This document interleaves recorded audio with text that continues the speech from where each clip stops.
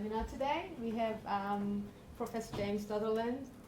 James is a professor of chemical engineering and adjunct associate professor in the School of Computing at the University of Utah. His research is in the nexus of turbulent reacting flow, numerical analysis, and high-performance computing. Prior to joining the University of Utah's faculty, he was a postdoctoral researcher at Sandia National Laboratories, where he developed models and software for simulating objects in pool fires. And Professor Sutherland enjoys spending time with his family, mountain biking, backpacking, and boating. So you can't be in a better place than New Zealand. So That's right. We look forward to your seminar today. Thank you. Thanks for having me here. It's been great to learn a little bit about all of the really impressive work that's going on here in this institute. And as I thought about the title and abstract that I had sent, and then throughout my meetings, I decided to kind of change a little bit based on what I think might be a little more interesting to you, which is maybe a more broad survey of some of the work that goes on in my group.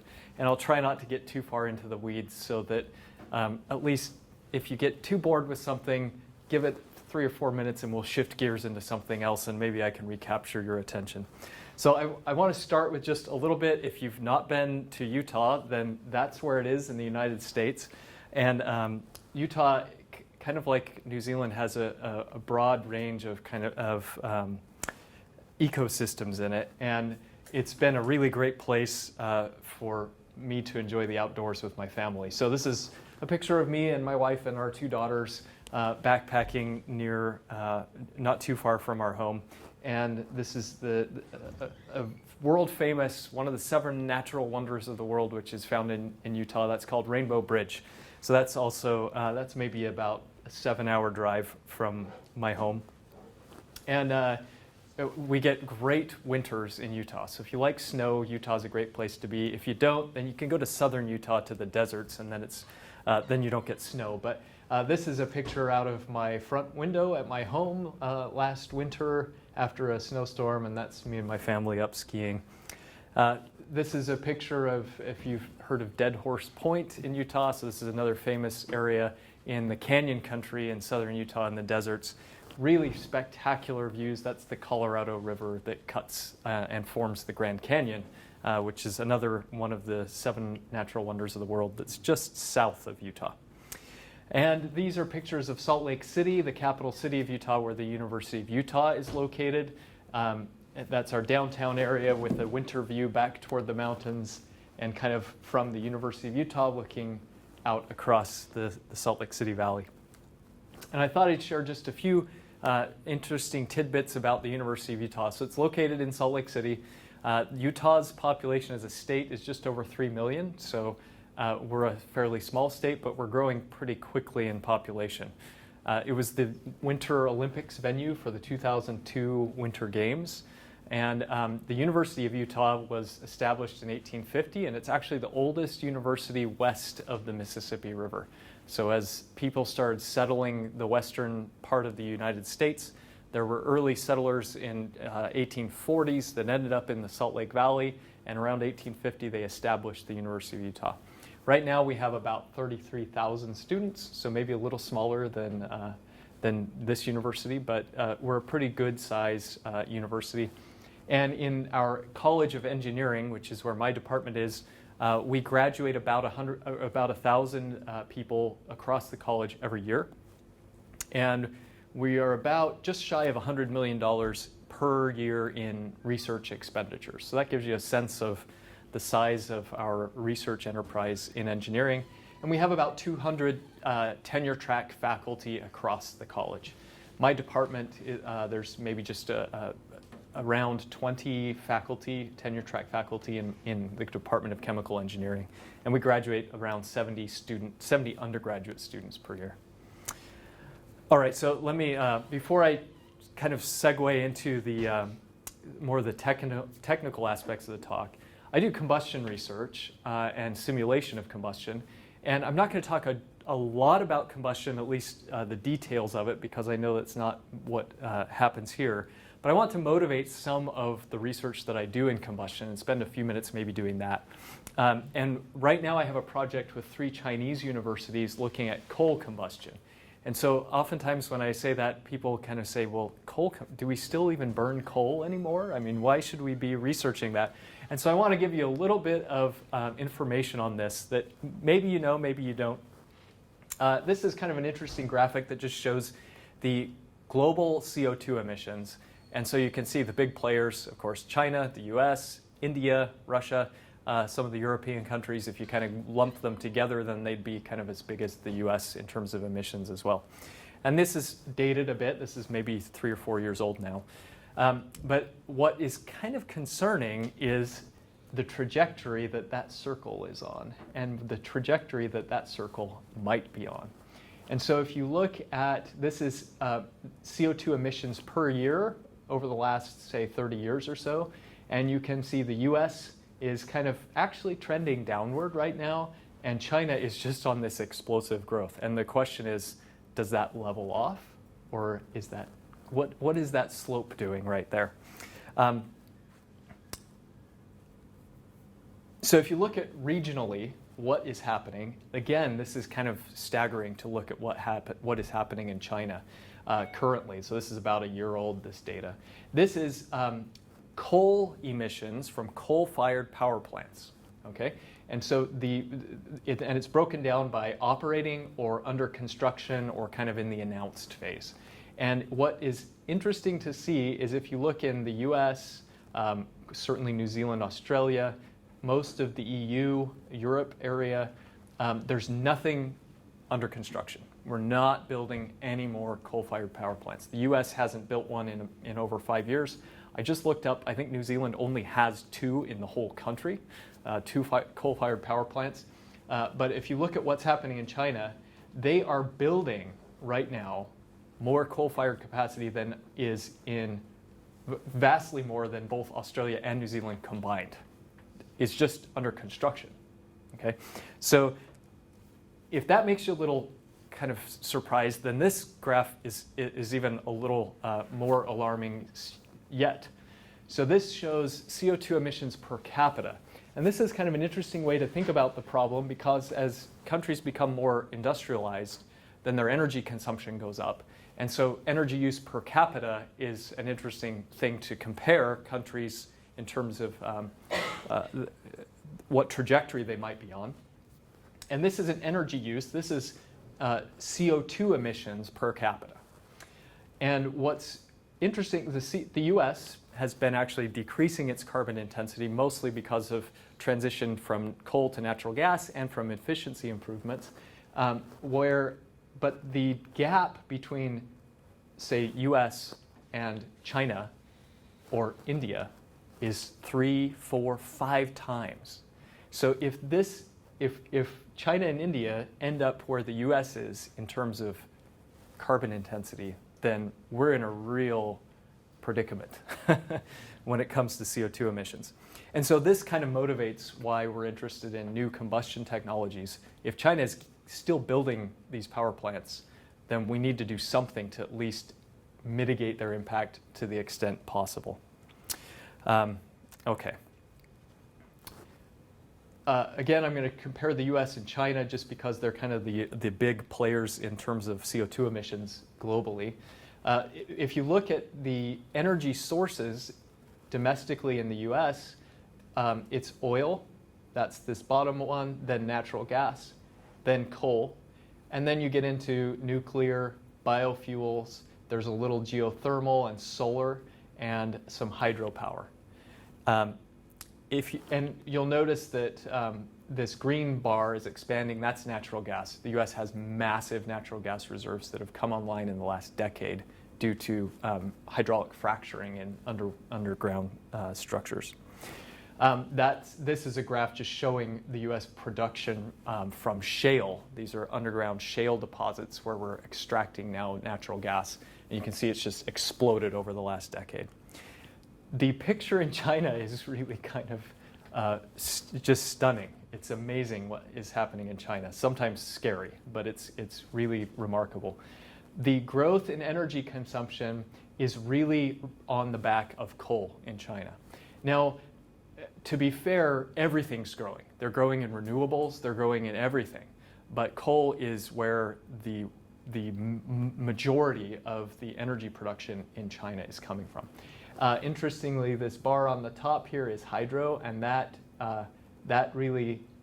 big change actually came from the Three Gorges Dam when they put that in. The problem with hydro is once you've built a few dams, then you're done. You can't expand your hydro capacity beyond what most countries have already been willing to do. So if you look globally at CO2 usage, this is coal power. So this axis is megawatts of coal power, and we look at retirements. So how much coal capacity has been taken off of the grid globally over the last decade or more. And this is outside India and China, and then India and China.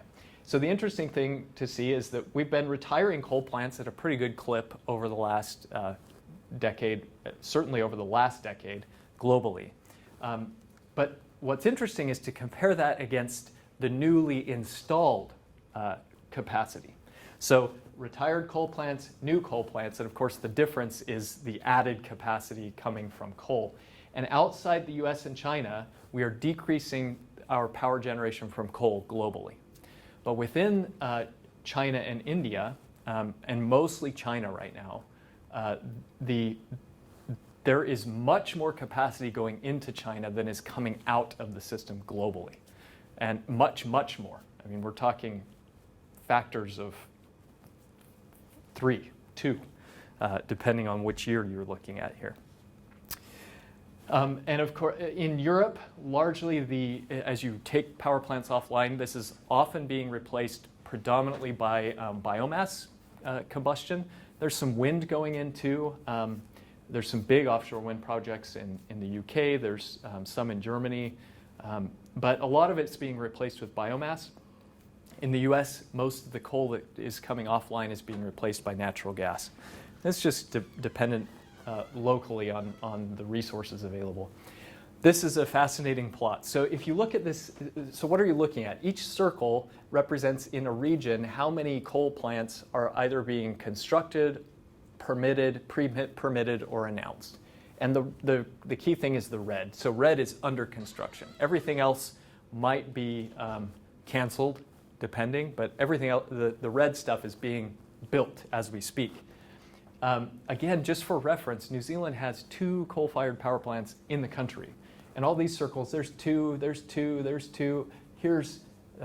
There's 15. There's 5, 6, 7. So this gives you a sense of the scale of capacity for power generation going in China. So that was a long story to just motivate the need for continued research into efficiency in combustion. Can we retrofit existing plants? These plants have lifetimes measured in decades. And so if we can retrofit them to make them, say, carbon capture ready, so that when technologies and government policies come into place that mandates sequestration, we can easily or readily accomplish that from a technical standpoint. So that's part of what some of the research I have with some Chinese partners is working on. So I want to shift gears now a little bit and talk a little bit about some high-level concerns in combustion modeling, some of the challenges we face, and what we're doing to address them. And I'm trying to stay at a high enough level that maybe there's connections that can be drawn to some of the concerns that some of you may have in some of the modeling work you do. So if you look at a jet flame, this is a laboratory flame of syngas. So this is carbon monoxide and hydrogen that's being combusted in air. And if you look at the chemistry involved here, we can do a really good job describing the chemistry involved here with only, say, 11 species involved in maybe 24 reactions. Okay, so this is a really simple set of chemistry. If you go to, say, a jet fuel or gasoline or something, even natural gas, it gets crazy complex. But this is complex enough for the purposes of our discussions. So what I'm going to look at is data from this system that is 11 dimensions. So I have to have 11 chemical species, and they can their compositions can each vary. So that's an 11-dimensional state space. And if I project that into just 3 dimensions so I can look at it, and I change the 3 dimensions around, this is 3 different chemical species: water, oxygen, and OH, which is a highly reactive radical intermediate species that's produced in combustion. And then it's colored by temperature, so hot, cold. And actually what you can see here is that the oxygen axis, this is pure air, that's cold. This is pure fuel over here. The air is going to 0. That's maybe slightly preheated. Sorry, no. This is going to be fuel. So this is oxidizer over here. This is the airstream. And then you go through products of combustion over to maybe a rich combustion. So that's kind of how you might view this. Now, what happens if we just turn up the velocity on this jet? If we turn up the velocity on the jet, interesting things start happening. You can actually blow the flame out. You know this maybe if you have a gas stove in your house at home. If something goes wrong with the gas stove, you can actually blow the flame off of it. Or a camp stove if you've used those. And in this situation, what's happening is the shape of this space that is accessed. So think of this, if you look at this shape in this projected data set, the shape doesn't change much, but this valley here, this gap in the data, starts filling in.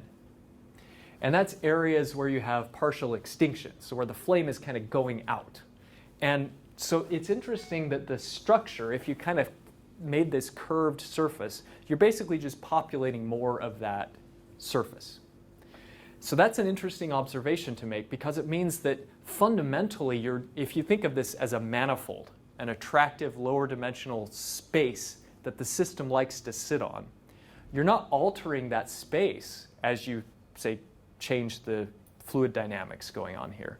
You're not altering the space, you're just populating it a little more. You're spreading the data over it a little more. And that's a really useful feature to be able to exploit if you want to model this. And it begs the question, well, I just chose 3 parameters kind of arbitrarily here, and it turns out that I could see this subspace forming. But are those the best 3 parameters, or should I choose more or fewer parameters to capture this? And so to explore this further, we use a statistical analysis technique that's called principal component analysis. Some of you have probably used this before, but if you haven't, then I'm going to walk you through the concept behind it, not the math behind it. And the concept is I have 2 coordinates. In my previous example, it was compositions, but it could be whatever coordinates you're interested in. And I have observations of a system in this space. And then I can do the math behind it, and it will tell me 2 new coordinates. And these new coordinates are positioned such that the first one is aligned with the principal direction of variance in the data. So in this case, this 801 coordinate is aligned where the data is stretched the furthest. And then the second coordinate is aligned in the direction where it's, the next direction where it's stretched the furthest. And in this case, it's only 2 dimensions, so it's kind of a cartoon process. So if I now re-express this into this 801, 802 coordinate system, then 801 is the direction that contains the most information. So now I have a way of compressing the data, approximating it robustly, right? So now if I truncate this and I only retain 1 coordinate, 801, then I've lost some information in that 802 direction, but I've retained most of the information in the data set. And if you extend this to very high dimensional spaces, in combustion sometimes we have hundreds of dimensions we're interested in, then this is a very rigorous way to say, how do I compress the data into directions where it varies the most so that I can ignore other directions? So let me show you back, let's go back to some experimental data and show you what this might look like.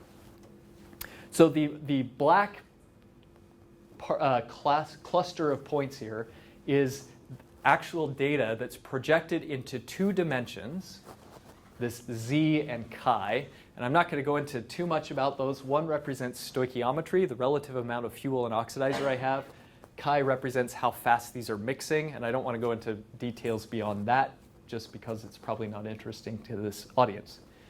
The red data points are a model that is parameterized theory. People come up with models, and they say these two parameters are useful parameters for us to generate a model that we think approximates this system. And what you see here is the red data it forms actually a surface, and the black forms a cloud. And so this model doesn't do a very great job of predicting this system.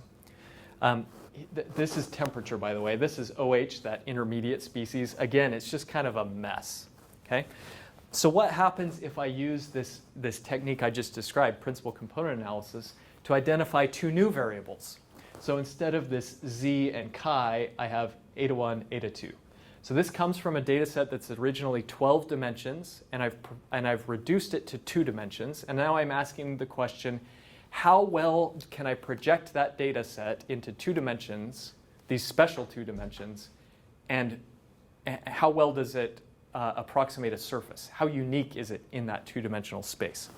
And it turns out it's really quite good. So I can regress this with very high R² values, and it's quite close to being a surface. You can see the data kind of moving in and out of this a little bit, but it's really quite good. Here's OH, that intermediate species. Again, really quite good. So this is a technique we've been using to look at modeling combustion. So how do you actually use this to generate a model? Well, there's lots of ways of doing data compression. And so the question is, why would you use principal component analysis over some other technique that might do a better job even of just compressing data? And the reason is, if I start with original transport equations, so this is just a generic scalar transport equation, principal component analysis is a linear transformation. And that's really convenient when you're doing, when you're trying to generate models from this. Furthermore, we've observed that these transformations do not vary significantly spatially or temporally. Okay? And that's kind of because these data sets are statistically stationary anyway. So what that means is that when I define this mapping, which is just some linear transformations, A, it's linear, and B, it's constant, which means I can now basically take this set of equations, multiply by some linear operators through these equations. It commutes with all the derivative operations. And I can define a set of governing equations for these really kind of nebulous parameters that are these principal components. Okay? And that's a really powerful thing, because now I can just solve, instead of a really high-dimensional set of original equations, I can solve a much smaller set of equations that actually have some really cool properties like less stiff and less nonlinear. So it's easier for my time integration to handle these.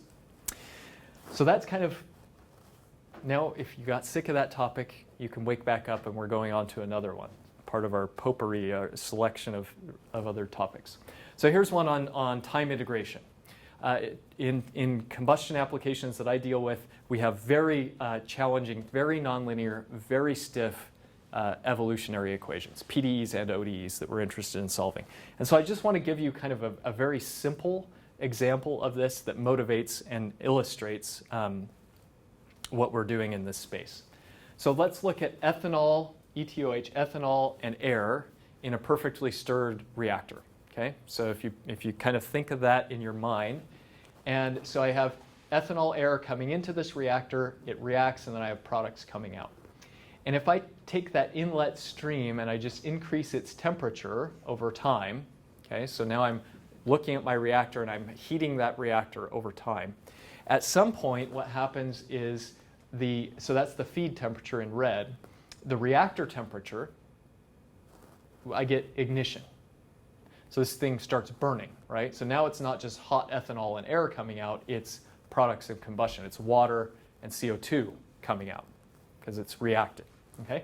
So this is, and you can see that in time as I heat this up, right? So this is a steady reactor, a flow reactor. And in time, when it reacts, when it ignites, it goes bang, and that reaction takes off. This axis is in milliseconds. So within a fraction of a millisecond, I go from non-reacted to reacted. So it's like an explosion happens in this reactor.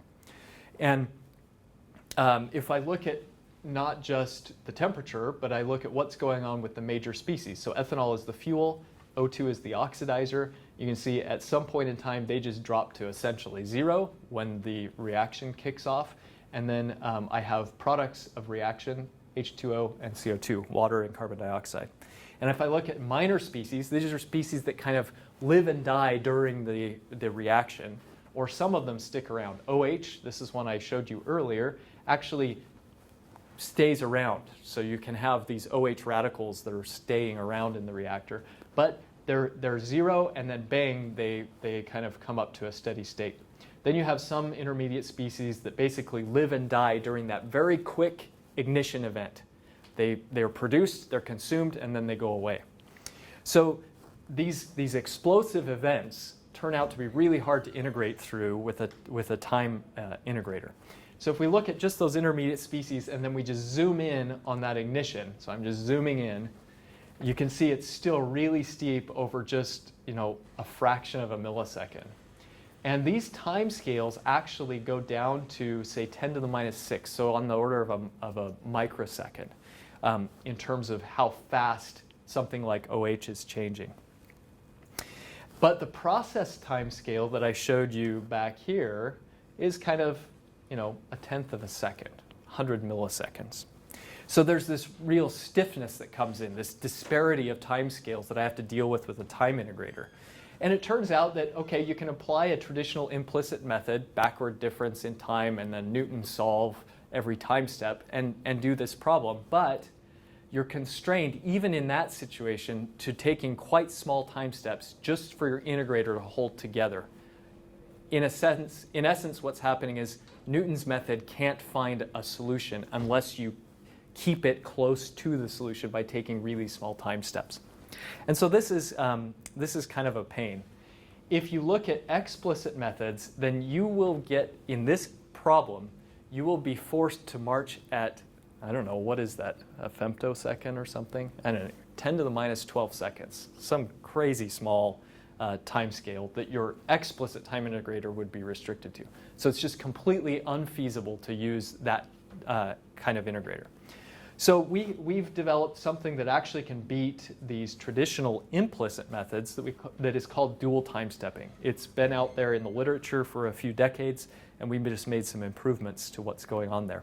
So traditional implicit techniques, backward Euler, Newton's method to solve that problem, you will be limited on this problem to 1 microsecond time steps. That's a whole lot better than 10 to the minus 12, but it's not great, right? And that's just so you can, the solver can survive that event right there. And so if you do that, then the CPU time required to solve this problem is 3,500 seconds.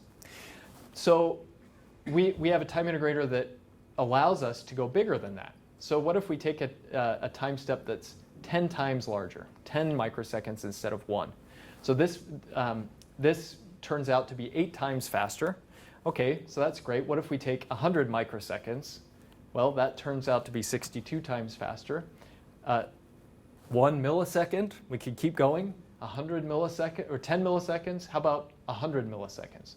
So if I take a time step that's 100 milliseconds, so that's many orders of magnitude, 3, 4, 5 orders of magnitude larger than I could take with a traditional time stepper like CVOD would be constrained to. I can solve this problem now in 2.5 seconds on my desktop rather than 3,500 seconds. So that's a big deal. And you might say, well, what kind of error do you have if you take one time step and you just try to solve for that ending temperature with one time step instead of resolving the transients? I make 1 Kelvin error in the temperature. So that's, 0.1% or less on the error. So that's kind of a big deal. And for these kinds of problems where you have very different timescales, it can be really a big, big payoff.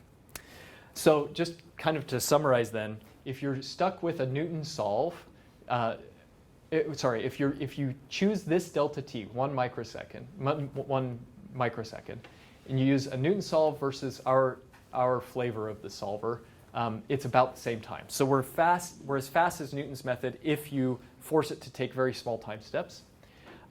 We can take much larger time steps. We can take really any time step you want. So you pick a time step that is relevant to the process timescale you're interested in. We will march at that time step, and we will converge reliably with those large time step values. And if you just say, I just want to get to the steady state. So I know this problem has a steady state, just get me there.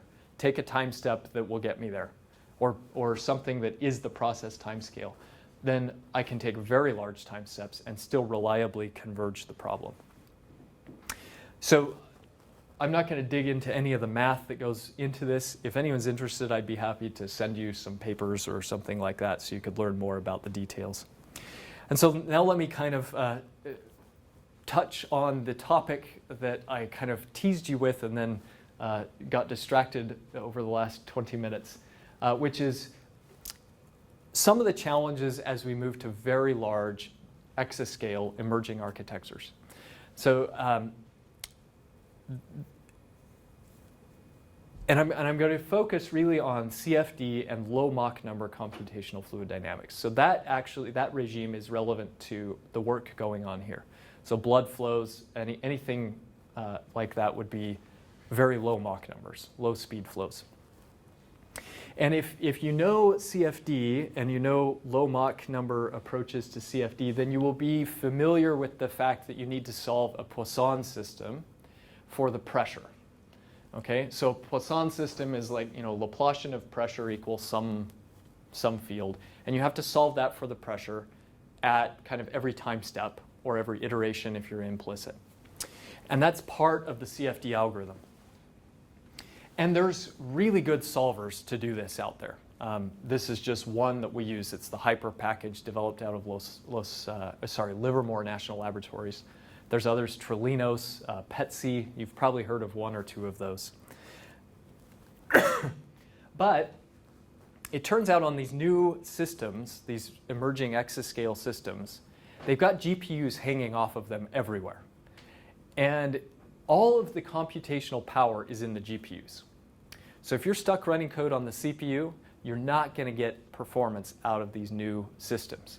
And that's kind of a shock to the system of the community who has invested millions and millions of dollars collectively it's billions of dollars in software that runs on these systems over the last 3 decades that now we have to change. Now, one challenge with low Mach number flows that solve a Poisson system is that there isn't currently linear solvers that can scale out to the biggest machines that have GPUs on them. We're very good at solving these problems on CPU systems, but not so good on GPU systems. So this is scaling results on Titan. Titan is a machine that actually just got decommissioned. It was one of the early machines that had a combination of GPUs and CPUs. So it's kind of was the biggest GPU system on the planet for a little while. And this is a pressure-based algorithm, and the different lines here are different workloads. So how finely do I chop up the problem onto processors? So the red line is a lot of work per processor, and the blue line is not much work per processor. Okay, and this is as I scale up to 18,000 GPUs, which is a huge number of GPUs, at least today. In 2 years, it'll be small. And what you see is that if I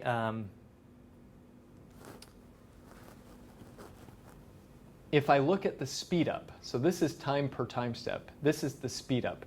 So how much faster am I when I run on the CPU, on the GPU, than when I run only on the CPU? And I would like to be much faster, right? I'd like to be above 1, and I'm not. And the reason is we're running everything we can on the GPU.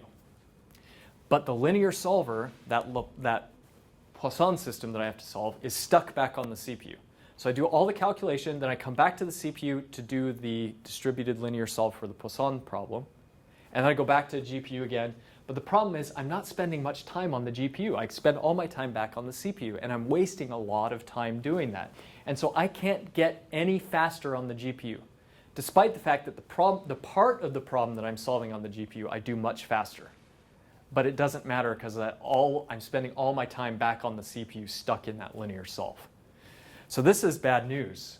And so now, basically, if you're stuck with a global linear solver on the CPU side of the machine, you're not going to get speed up. So that motivated us to take a step back and say, well, what if we change the way we go about solving these low-Mach problems? So instead of solving this Laplacian, this Poisson problem for pressure, what if we go back to a density-based problem, a compressible algorithm? So now we're doing a compressible algorithm for low-Mach flows. And traditionally, you would say, well, that's a silly thing to do. You're going to spend a lot of time stuck on these acoustic timescales for the compressible part of this problem. That's silly to do that. But it turns out that if we do that, now this speed up, we can get now 10x speed ups by going to the GPU. Okay? So now the question is, can you get to a break even? You're taking much smaller time steps with the compressible density-based algorithm. So is there a break even where you take more time steps, but they're cheaper to take? And the overall cost, can you break even? And that's what we're working on, is trying to speed up the density solver in low-Mach regime so that we can do compressible algorithms in low-Mach so that they're friendly for these new compute architectures that are coming at us. So this is a big area that we're working on right now. So what goes into this? How do we think we can accomplish this and enable us to go to these large systems? The first thing we're working on is eliminate global linear solves. Now, I should say that this isn't the only path forward. There are a lot of smart people working very hard on making linear solvers work at very large scales. And they will solve that problem. They have to. Their careers and lots of money depend on them solving that problem. So they will solve it. But in the meantime, we need something. We need to be able to do something in the meantime. And so we're going to just bypass these global linear solves. The other thing that we need to succeed in effectively using exascale machines is what we call higher arithmetic intensity. We need more arithmetic intensity. What does that mean? That means that when I move data from memory to the CPU or the GPU to do computations on it, I need to do a lot of work for every bit of memory that I move. It's becoming much more expensive to move memory, okay, on these new systems. So when we say arithmetic intensity, we mean how much work do you do on data versus relative to how often you move the data, okay? So we need to do a lot of work when we have the data and not be moving it if we can avoid moving it. And it turns out that if you look at the spectrum of time integrators from fully explicit on one side of the spectrum to fully implicit on the other side of the spectrum, if you're fully explicit, you have no linear solves. So that kind of checks this box so that we can avoid linear solves if we go fully explicit. But it turns out that fully explicit integrators are generally not high arithmetic intensity. Fully implicit, you have to form a Jacobian. There's all these sensitivities that go into that. That takes a lot of work. And then you have to solve these linear systems. And if they are dense linear systems, that is a very high arithmetic intensity. This is like BLOS stuff, LAPAC BLOS. That's where they make their money, is high arithmetic intensity problems. But if you're fully implicit, then you're back to these global linear solves. So is there kind of the Goldilocks thing, not too hot, not too cold, just right? And we think that there probably is for at least some applications, not all applications, but some applications where they are point implicit. So in that case, you're not coupling between grid points, you're coupling between equations on each grid point. So what does that give you? It gives you really high arithmetic intensity because you have small, dense linear systems to solve at every grid point. Really high arithmetic intensity. So that checks the arithmetic intensity box for us. And you get away from global linear solves. You're doing local, pointwise linear solves. And GPUs love this. They just scream on those kinds of problems.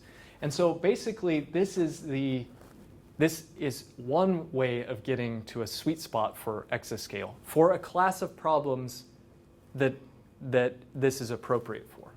And it turns out combustion is a pretty close fit for this. I'm going to skip some of the details in that. And I think I'm going to skip the details of this and just go to showing you some results. This is results of showing kind of a preliminary calculation that we did on a supercomputer called Mira that has about 800,000 CPU cores on it. Okay, so it's a pretty big computer. It's retiring very soon as well. And what you're seeing here is each color is weak scaling. So what you want is that line to be flat. So what that means is as I double the size of the problem, I double the size of the computer I use to solve it. And I would like that to be flat, right? So twice the problem, twice the resources, you get to the solution in the same amount of time. I want that line to be flat. So each colored line, you're looking for that to be flat. Then between these, I've got these dashed lines that connect these. These are strong scaling. So that says for a fixed total problem size, I add resources, more compute power to that. I want to solve the problem faster, okay? So I want to decrease the time to solution. And that's strong scaling. And these kind of light-colored purple lines in the background are ideal. And then you can see these dashed lines connecting the dots that are the actual observed strong scaling. And the different colors are different problem sizes per processor. So from very little amount of work, 256 elements per processor, which is a very small amount of work, up to about 8,000 elements per processor, which is still not much work to do per processor.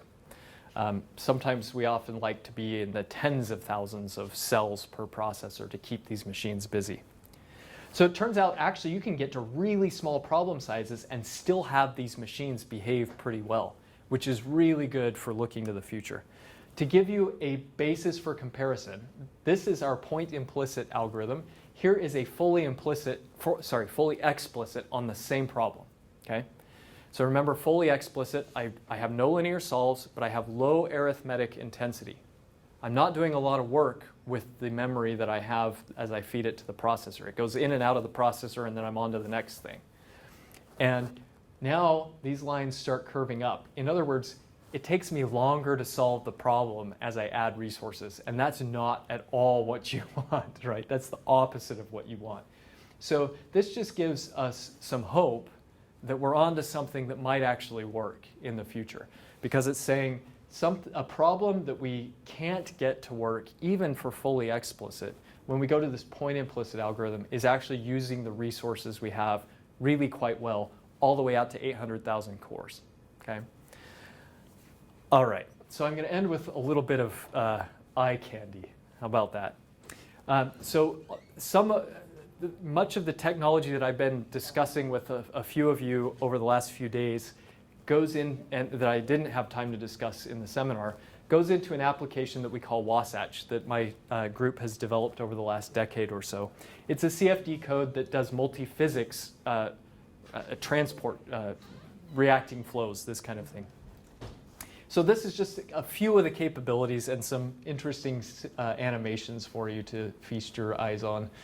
We do basic CFD, turbulence modeling of incompressible flows. So this is flow over a cavity, that's a canonical flow, or over buildings, that kind of thing we've done simulations of. And isotropic turbulence decay to see if you can get the spectral behavior right as isotropic turbulence decays in time. That's an important thing for large eddy simulation. We do variable density flows, so that's really important for combustion, which is a big application area for us. And so one of these, this is a dam break problem. We're not using the right technique to do this correctly. This is just meant to show that we can do density ratios of more than 1,000 to 1. So very dense fluids and very light fluids interacting and making the solver work to solve those problems. These are more combustion-related flows, so flames, jet flames, that kind of thing, sort of like what you would see in a process, a chemical process where you have to heat something, or in a furnace of some sort for power generation. This is coal combustion. I started off motivating why we still might care about coal combustion if we care about the planet we live on. And so this is an example of a boiler, and this is the coal and particle rendering of some of the particles as they go through that. We can also do, our code is structured uniform mesh code, so it's not like the unstructured codes that you guys are using here, but we can still do some relatively complex geometry. Well, I shouldn't say complex, non-trivial geometries. Let me soften it a bit, and some things like moving geometries as well. And then we can do things, population balances. This is if you have particles, but instead of pushing Lagrangian particles around and solving those, you just want to do it on the Eulerian side. So this is an Eulerian description of moments, of distributions of particles. So now you track population balance equations, and you're solving for moments of a distribution rather than evolving particles directly. Okay? And then we can do also Lagrangian particle transport, which we actually use for some of the coal combustion work we're doing, where we're actually pushing up, in some cases, billions of particles around in the domain, tracking them, allowing them to interact with the carrier phase, in this case gas-solid interactions, and having mass, momentum, and energy exchange between both phases. So that's enough of the eye candy, perhaps. So let me just summarize kind of some of the takeaways that I hope I communicated to you. So firstly, in many multiphysics problems, we've observed that there are lower dimensional attractive manifolds that the system quickly relaxes to. And this can be really important to be able to exploit that information in model development, because then you can generate high fidelity but low cost models to approximate the full dimensional system. And we've developed some ways that we are pursuing that are really systematic, where you can control, you can basically say how much I want to trade off between accuracy and cost, right? This is often the trade-off we make. And sometimes it's hard to do that. You have a few just discrete choices and you hope you make a good one. This allows you really to dial in that trade-off. How much accuracy do you require? What's that going to cost you? And you can kind of tune that knob through the principal component analysis that I mentioned. Then we talked a little bit about robust time integration, and that we can robustly get solutions efficiently taking large time steps that are, say, process scale driven time steps, rather than being constrained by coaxing the Newton's solve to the next solution. And then finally, we talked a little bit about these new compute architectures that are coming at us soon. In the next really 2 years is when they're going to hit the floor. 2021, the first exascale machine is slated to be in production. In the US, it's called Aurora. And then there will be multiple others coming throughout the world after that. And so that kind of revolution that's coming toward us is going to give us the opportunity to rethink the kinds of algorithms we use to solve problems. And things that didn't make sense 10 years ago will start to make sense and be competitive and maybe advantageous going forward. So it's kind of a time where we get to, we're forced to, or we have the opportunity, depending on your perspective, to rethink business as usual in high-performance computing. So with that, I'd be happy to take any questions, and I appreciate your time.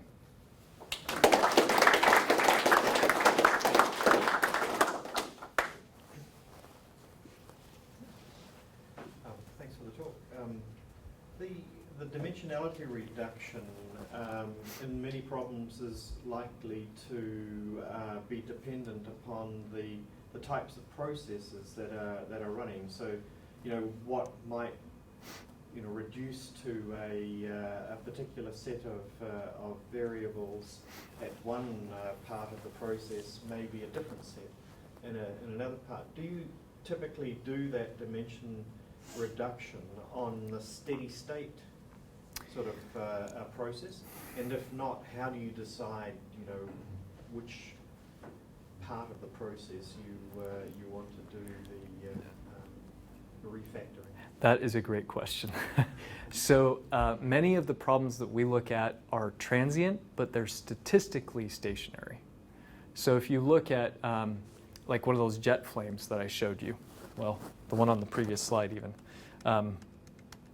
that picture. If I took a snapshot and then I take another snapshot and another one, they look statistically the same. But there's high fluctuations at high frequencies, and then it's highly transient. So for processes like that, we can actually do an ensemble average of, we take data across space and time, and we construct the reduction based on all of that data.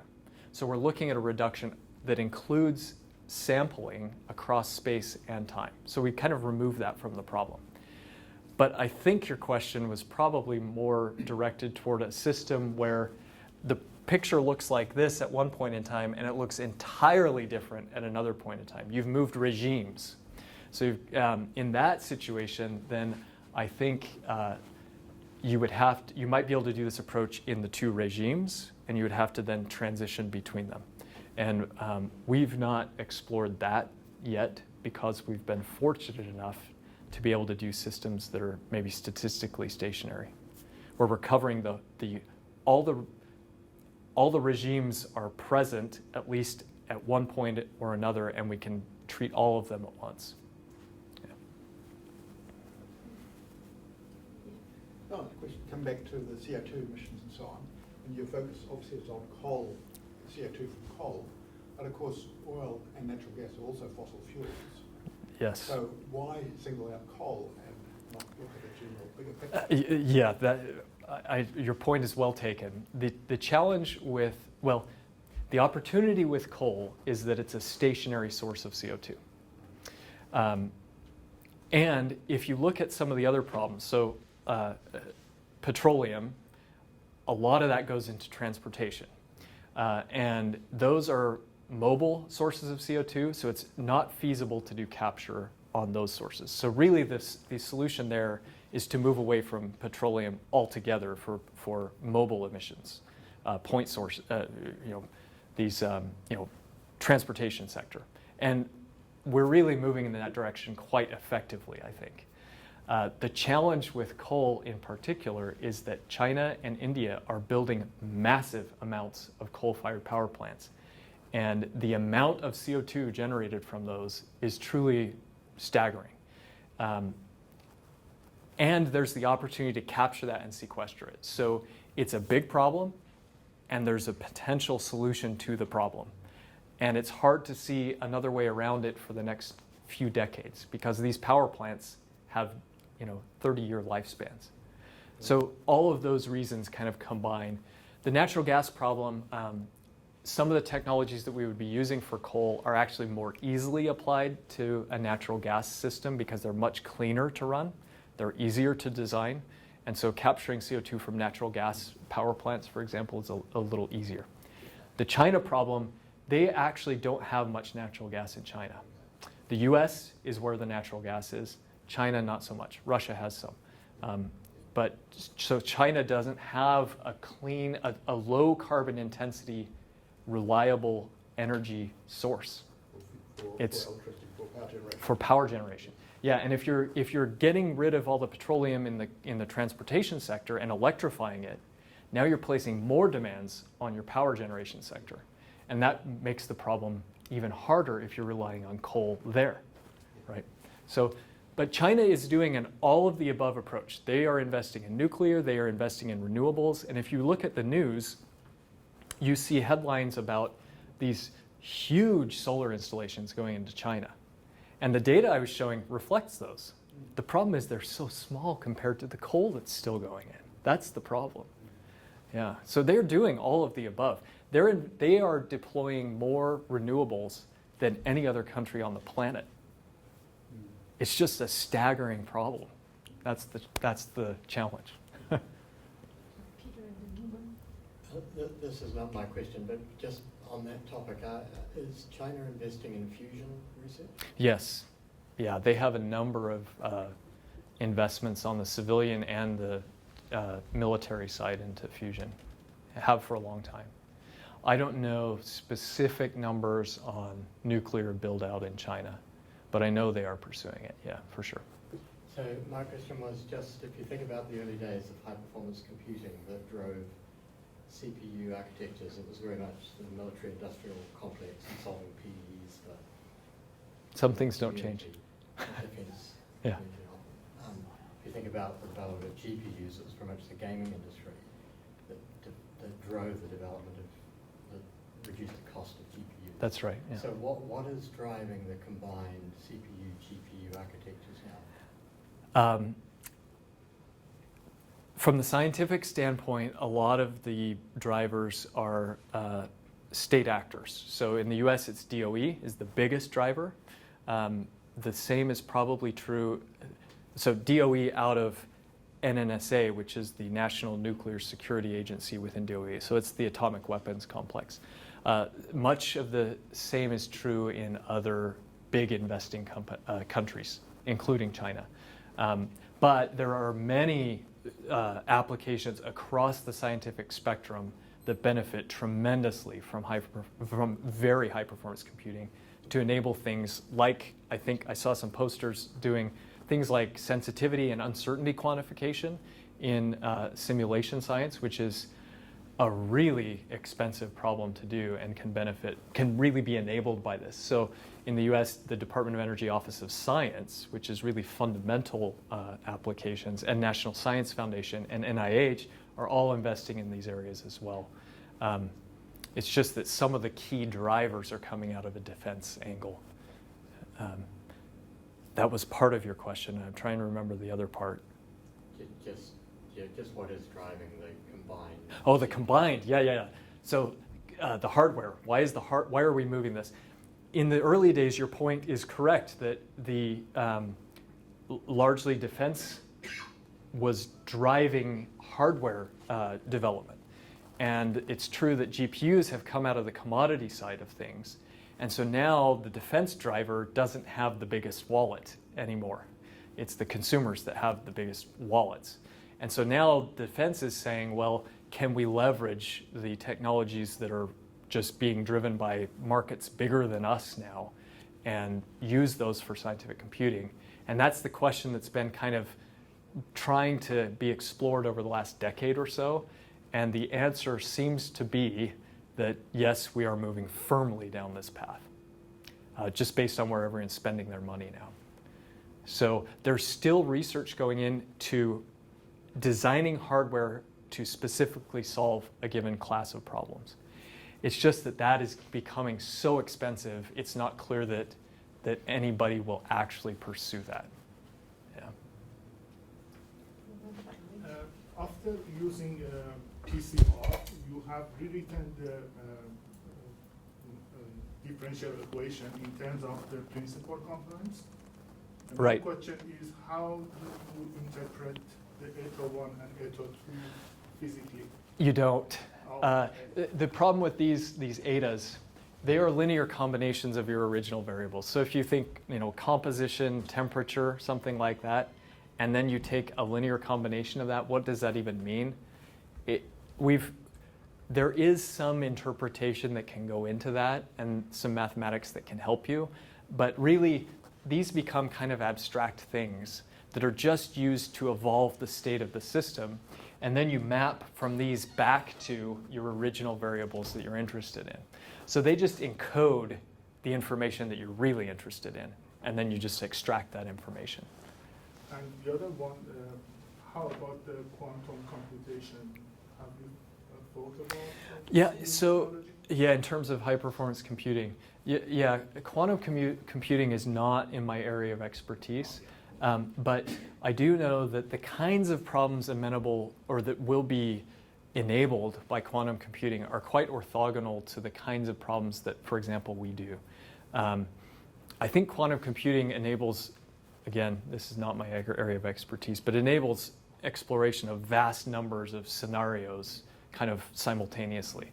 So cryptography is one of the biggest areas of quantum computing. NSA in the US is driving quantum computing. Yeah, spying. China's doing it too. Okay, let's thank James one more time for his fantastic session.